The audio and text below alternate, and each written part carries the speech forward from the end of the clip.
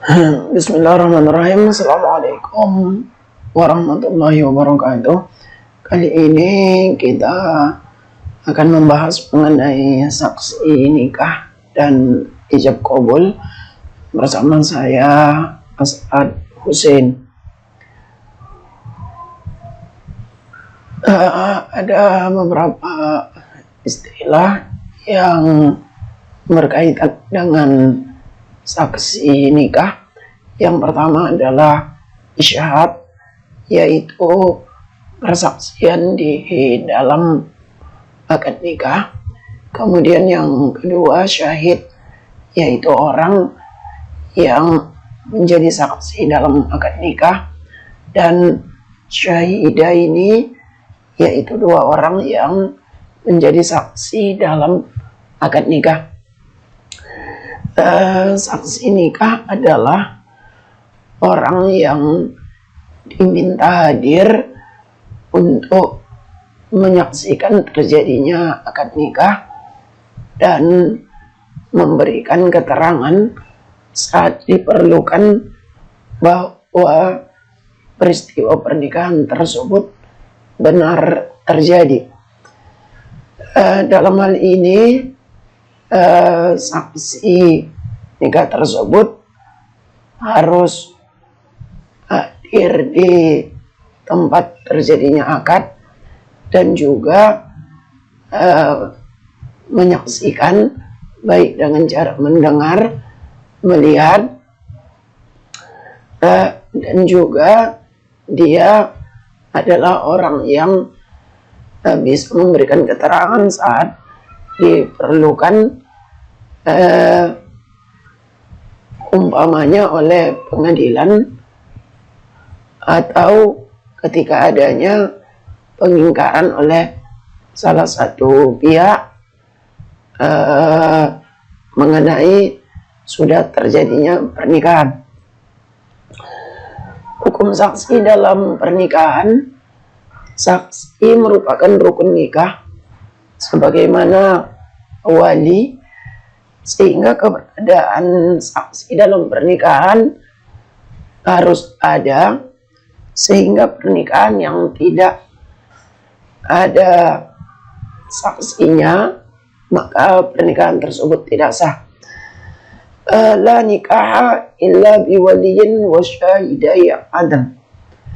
Tidak sah sebuah pernikahan tanpa wali dan dua orang saksi yang adil.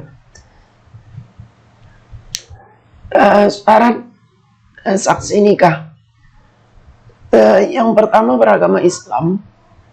Mazhab Hanafi, Maliki, Syafi'i, dan Hambali atau Hanabilah sepakat mengatakan bahwa orang-orang yang menjadi saksi nikah itu harus beragama Islam.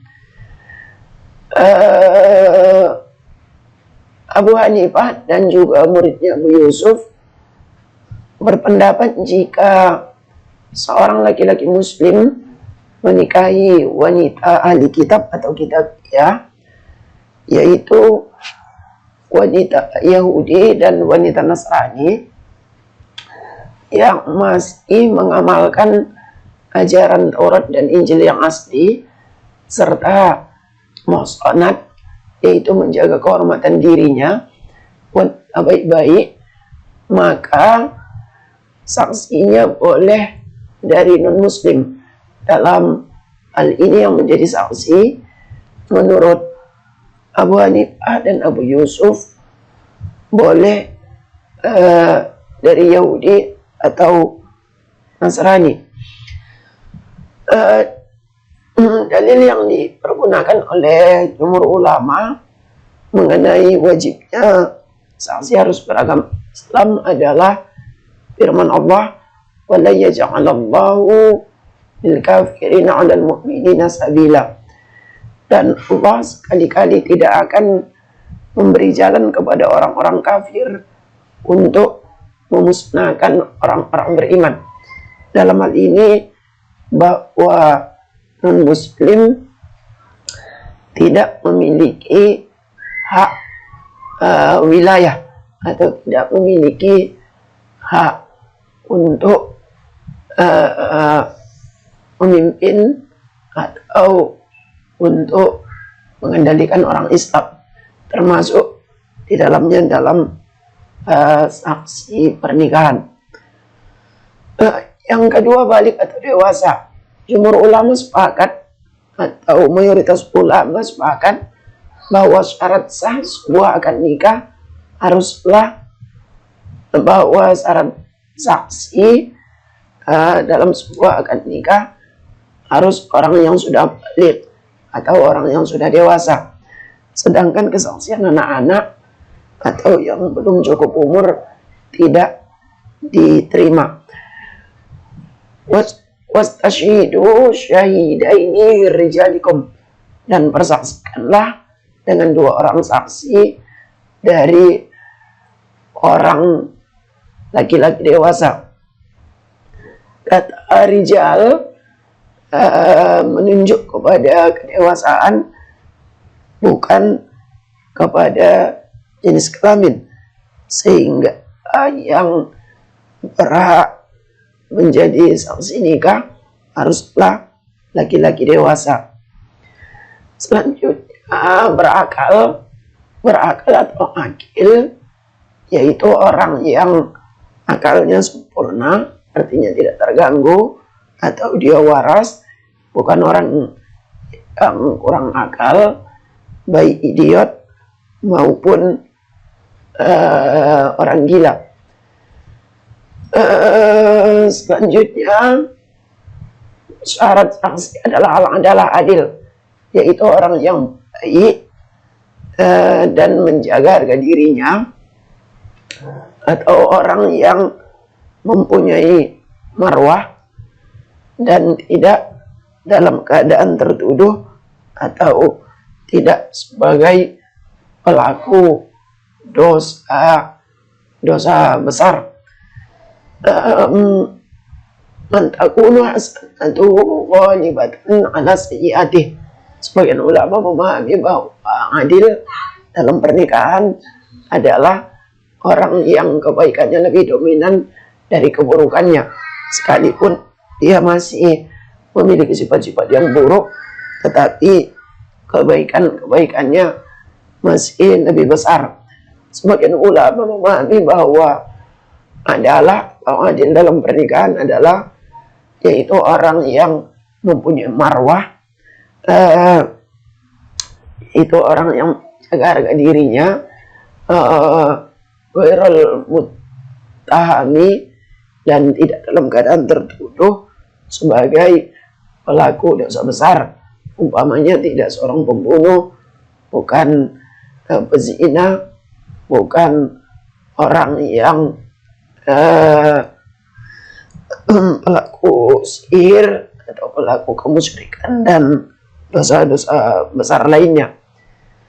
Selanjutnya menurut mazhab Syafi'i dan Hambali atau Hanabilah menyebutkan bahwa adalah adil yang menjadi syarat saksi dalam pernikahan adalah zahirah, yaitu keadilan dalam hal-hal yang biasa nampak, atau ukurannya adalah dalam hal-hal yang umum terlihat,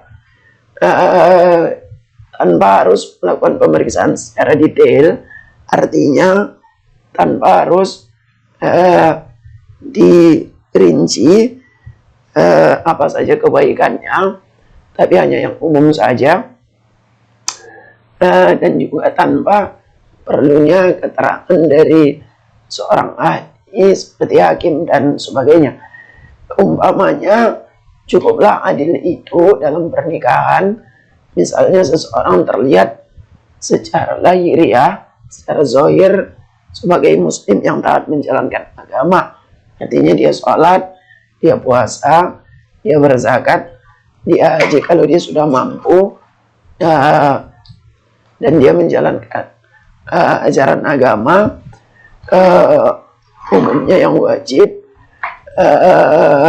kemudian tidak nampak tanda-tanda atau ciri-ciri yang membuat dia tertuduh sebagai pelaku dosa besar tertentu.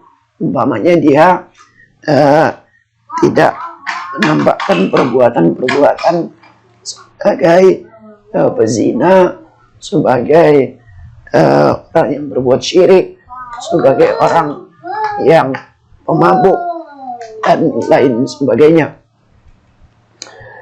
Selanjutnya, syarat sanksi adalah minimal 2 orang. Mazhab Hanafi, Maliki, dan Syafi'i serta Hambali sepakat mengatakan bahwa syarat saksi harus berjumlah 2 orang.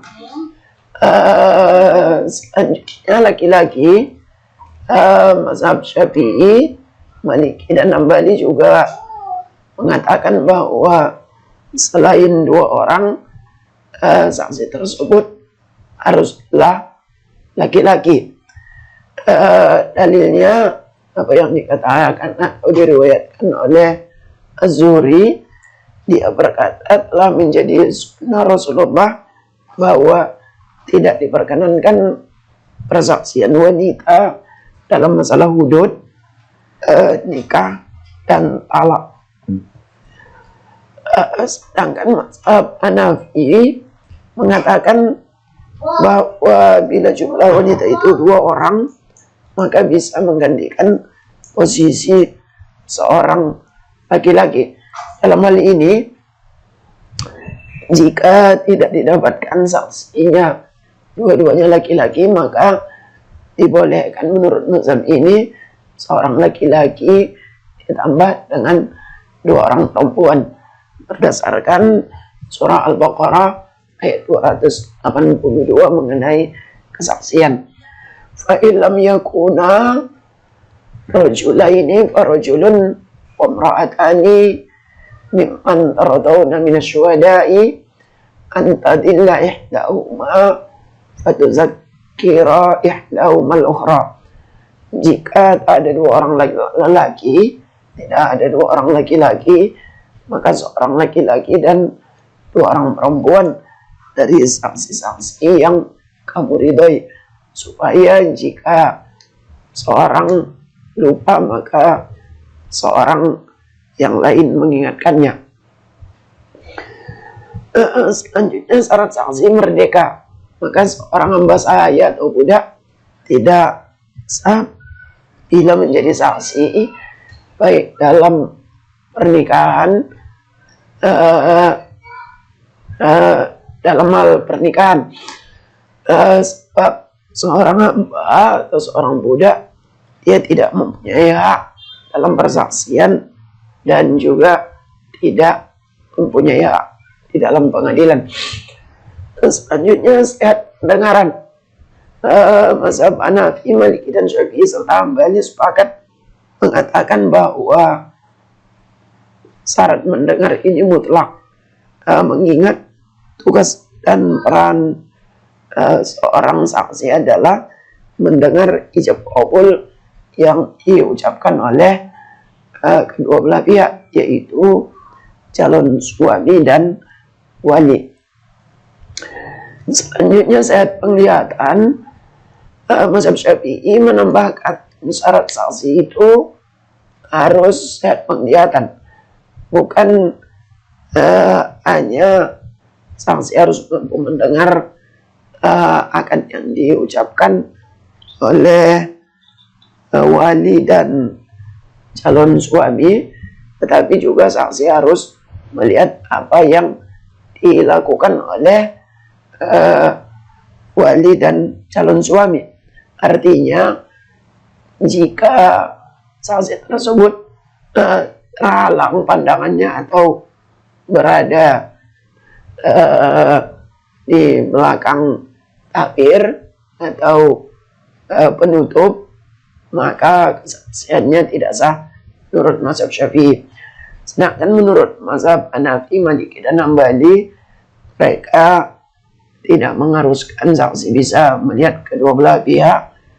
Mereka hanya mensyaratkan bahwa saksi harus mendengar. Selanjutnya, mampu berbicara.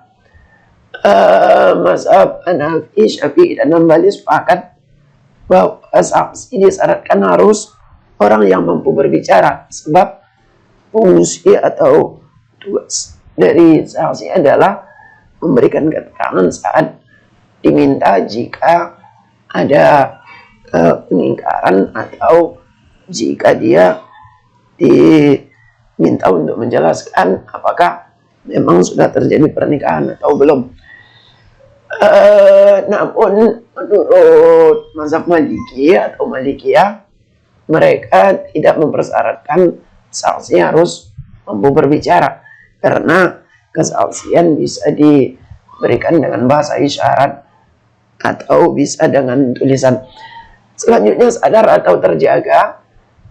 Saksi disyaratkan harus dalam keadaan terjaga, artinya dia tidak tidur, kesurupan, sedang dihipnotis, mabuk atau pingsan saat menyaksikan terjadinya akad nikah. Sebab saksi itu tugasnya adalah menyaksikan dengan mata kepalanya, telinga, dan mata hatinya, serta dengan sepenuh kesadaran. Sehingga kalau dia tidak sadar atau tidak terjaga, umpamanya sedang tertidur atau sedang dihipnotis atau sedang mabuk atau sedang pingsan, maka dia tidak bisa jadi saksi. Selanjutnya, saksi harus memahami kedua belah pihak, yaitu bahasa yang diucapkan oleh wali dan bahasa yang diucapkan oleh calon suami. Sehingga kalau saksi tidak memahami bahasa yang diucapkan, baik bahasa yang diucapkan oleh wali maupun bahasa yang diucapkan oleh calon suami, maka dia tidak bisa jadi saksi. Umpamanya jika akad nikahnya atau ijab qabulnya diucapkan dalam bahasa Arab dan dia tidak mengerti bahasa Arab, maka dia tidak bisa jadi saksi untuk akad nikah tersebut, kecuali sudah dijelaskan maksud atau arti dari bahasa yang diucapkan tersebut sebelum akad nikah. Dalam hal ini saksi harus memahami bahasa yang dipergunakan. Kemudian bukan anak dari salah satu atau kedua pengantin, mazhab Hambali mempersyaratkan bahwa saksi tidak boleh dari anak suami atau istri yang akan menikah. Mazhab Syafi'i membolehkan hal tersebut dengan syarat bahwa anak dari kedua pengantin atau calon pengantin tersebut mendapatkan mandat atau diberi kuasa dari saksi yang asli. Selanjutnya, pengertian ijab dan qabul. Istilah lain dari ijab dan qabul adalah as-sighat. Ijab adalah lafaz akad yang datang dari pihak wanita melalui walinya. Umpamanya pihak wanita mengatakan, saya nikahkan anak kandung saya kepadamu, maka itu disebut dengan ijab. Sedangkan qabul adalah persetujuan dari pihak laki-laki atas ijab atau atas yang diucapkan oleh wali si perempuan. Umpamanya si calon suami mengatakan, saya terima nikahnya Fatimah binti Muhammad, maka itu disebut dengan kabul.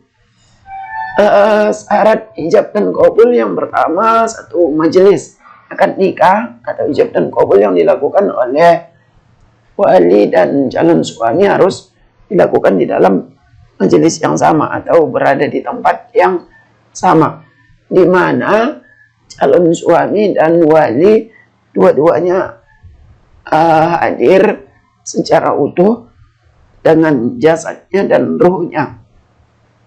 Artinya jika ijab kabul tersebut dilakukan oleh wali atau calon suami dengan tempat yang berbeda, umpamanya calon suami berada di tempat lain dan wali berada di tempat yang lain, maka tidak terpenuhi syarat ijab dan kabul yang mempersyaratkan harus satu majelis, sehingga ijab kabulnya tidak sah. Selanjutnya berkesinambungan. Syafi'i berpendapat antara ijab dan kabul harus berkesinambungan tanpa jeda waktu. Artinya antara ucapan ijab dengan kabul itu tidak boleh ada jeda. Umpamanya ketika wali mengatakan, saya nikahkan kepadamu putri kandungku Fatimah binti Muhammad, mahar perangkat peralatan sholat, maka calon suami harus langsung menjawab, tidak boleh ada jeda yang mengentarai antara selesainya ucapan dari wali dengan jawaban oleh calon suami. Mazhab lain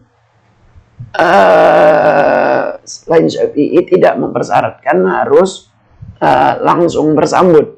Artinya kalau ada jedanya, yang jeda tersebut tidak bermaksud lain selain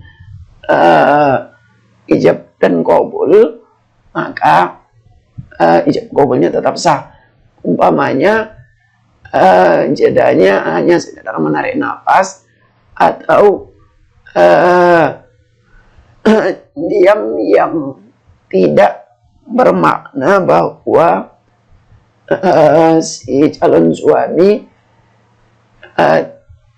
bermaksud tidak menerima pernikahan tersebut, sehingga kalau hanya sekadar diam yang sebentar atau sekedar menarik nafas, maka menurut mazhab lain selain Syafi'i, maka ijab kabulnya atau akad nikahnya tetap sah. Kemudian saling dengar dan saling mengerti. Antara calon suami dengan wali sama-sama mendengar apa yang diucapkan oleh masing-masing. Wali mendengar apa yang diucapkan oleh calon suami juga mendengar apa yang diucapkan oleh wali, dan mereka berdua sama-sama mengerti. Bila masing-masing tidak paham apa yang diucapkan oleh lawan bicaranya, maka akad nikahnya tidak sah. Berikutnya tidak bertentangan. Antara ijab dan kabul tidak boleh bertentangan. Misalnya bunyi lafaz ijab yang diucapkan oleh wali, aku nikahkan kamu dengan anakku dengan mahar 1 juta. Lafaz kabulnya yang diucapkan oleh suami, saya terima nikahnya dengan mahar 0,5 juta. Dalam hal ini terjadi pertentangan mengenai maharnya. Wali menyebutkan 1 juta, sedangkan suami menjawab 0,5 juta. Selanjutnya tamyiz, artinya keduanya sama-sama sudah tamyiz, yaitu yang melakukan ijab dan kabul, baik itu calon suami maupun wali, dua-duanya sudah tamyiz. Artinya mereka sudah bisa membedakan mana yang baik dan mana yang buruk, yang biasanya diukur dengan kesempurnaan akal atau dari kedewasaan. Bila salah satunya tidak tamyiz, tidak bisa membedakan mana yang baik dan buruk, maka akad nikahnya tidak sah. Apalagi bila kedua-duanya belum tamyiz. maka lebih tidak sah lagi. Selanjutnya dengan fi'il madhi atau menggunakan lafaz yang menunjukkan bahwa perbuatan itu berbentuk fi'il madhi atau fas, atau menunjukkan masa telah terjadi, atau disebut dengan fas, seperti lafaz sawwajtuka, aku nikahkan, atau telah saya nikahkan, atau telah saya angkahtuka, telah saya nikahkan, atau sawwajtuka, telah saya kawinkan. Fi'il madhi adalah kata kerja dengan keterangan waktu yang telah lampau. Sedangkan bila menggunakan fi'il mudhari atau menggunakan kata yang bermakna akan datang, maka secara hukum belum tentu sebuah akad yang sah. Umpamanya si wali mengatakan, saya akan menikahkan putri kandung saya kepadamu, maka belum memenuhi syarat sahnya akad nikah. Tetapi ketika si wali mengatakan, saya nikahkan kepadamu, berarti saat itu juga dan sedang dilakukan. Selanjutnya menggunakan lafaz nikah dan sejenisnya. Syafi'i mengatakan ijab qabul harus menggunakan kata nikah, kata kawin, atau yang semakna dengan keduanya. Sedangkan bila menggunakan kata hibah, aku serahkan, atau memiliki, membeli, dan sejenisnya, tidak sah. Nabi berpendapat boleh menggunakan kata hibah, boleh menggunakan kata memiliki, atau kata membeli dan sejenisnya. Umpamanya wali mengatakan, saya serahkan kepadamu, atau saya berikan kepadamu putri kandung saya untuk engkau jadikan istri dengan mahar 1 juta rupiah. Maka menurut pendapat Hanafi, apa seperti itu boleh atau sah dipergunakan dalam akad nikah. Selanjutnya, bukan termasuk syarat ijab dan qabul, sekalipun boleh dilakukan dalam pernikahan, artinya tidak menjadi penghalang atau juga bukan merupakan kewajiban di dalam ijab dan qabul atau akad nikah. Yang pertama adalah kehadiran istri dalam majelis. Pengantin perempuan tidak harus berada di dalam majelis akad. Artinya kalau perempuan berada di kamar atau perempuan berada di tempat lain, maka akad nikahnya tetap sah. Selanjutnya juga bukan merupakan syarat ijab dan qabul adalah warsalaman. Ijab qabul tidak mensyaratkan jabat tangan, juga tidak diharuskan untuk menggoyangkan tangan saat jabat tangan, sekalipun bersalaman tidak dilarang dalam ijab qabul, tetapi bukan merupakan syarat, atau ketika bersalaman tersebut tidak menggoyangkan tangan, maka akad nikahnya tetap sah. Selanjutnya mengucapkan 2 kalimat syahadat, ini juga bukan merupakan syarat sahnya akad nikah, tetapi boleh dilakukan sebelum akad nikah, tetapi bukan merupakan syarat sahnya akad nikah. Kadang-kadang sampai harus diulang beberapa kali, dan bahkan di tradisi di masyarakat tertentu ada yang pengantin harus dimandikan terlebih dahulu, sebab 2 kalimat syahadat tersebut tidak menjadi rukun dan syarat di dalam ijab qabul atau akad nikah. Tetapi kalau memang mau dilakukan, tidak salah. Selanjutnya adalah sigot ta'liq, juga bukan merupakan syarat sahnya akad nikah. Sigot ta'liq adalah pernyataan yang dibacakan suami setelah selesai akad nikah.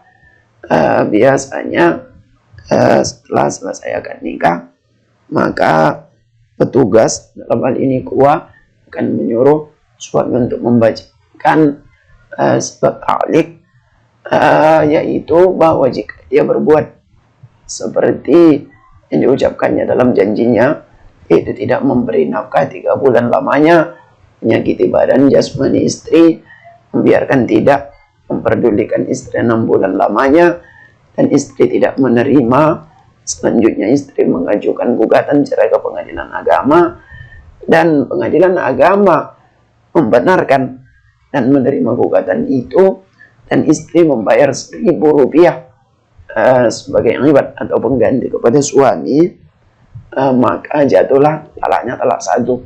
Ini adalah siwat ta'liq yang umum kita dengar di dalam pelaksanaan akad nikah. Bagaimana kalau suami tidak mau membacakan itu? Maka secara hukum akad nikahnya tetap sah. Mungkin secara administrasi dianggap bahwa secara administrasi suami belum menyelesaikan administrasi dari akad nikah tersebut. Sekian, terima kasih. Assalamualaikum warahmatullahi wabarakatuh.